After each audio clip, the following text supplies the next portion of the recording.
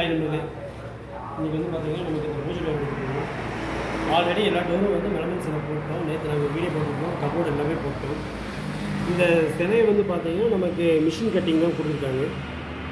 நம்ம என்ன பண்ண போகிறோம், சிவி எடுக்க போகிறோம். இந்த மாதிரி இடங்கள்லாம் வந்து பார்த்திங்கன்னா இதே நம்ம பேப்பரில் தேய்ச்சோம் அப்படின்னா இதனுடைய காலுடைய அந்த இது பார்த்திங்கன்னா சிலையோட கால் பகுதியெல்லாம் கரெக்டாக வராது.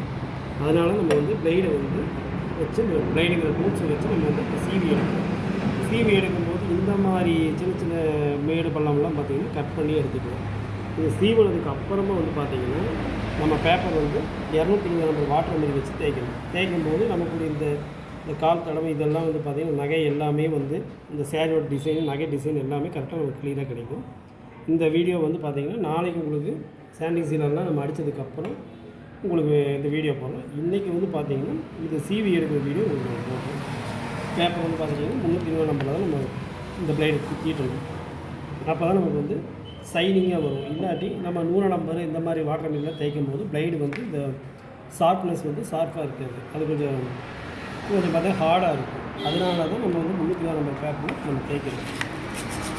தேய்க்கும் போது வந்து பார்த்திங்கன்னா ஒரே மட்டமாக தேய்க்கணும். சைடு தேய்ச்சதுக்கு அப்புறம் நம்ம இதை சீவி எடுக்கணும்.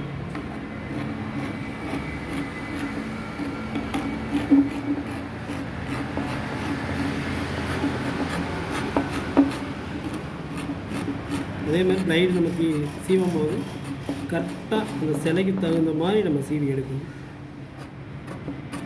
கொஞ்சம் இதாக இருந்தாலும் ஆழமாக பதிஞ்சிடும்.